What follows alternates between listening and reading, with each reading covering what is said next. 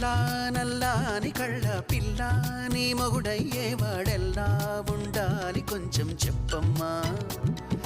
తెల్లారే సరికల్ల నే జిల్లాలన్నీ వెతికి వాణ్ణెల్లాగోలాగా తెచ్చి పెళ్లి చేసేస్తానమ్మా నల్లా నల్లాని కళ్ళ పిల్ల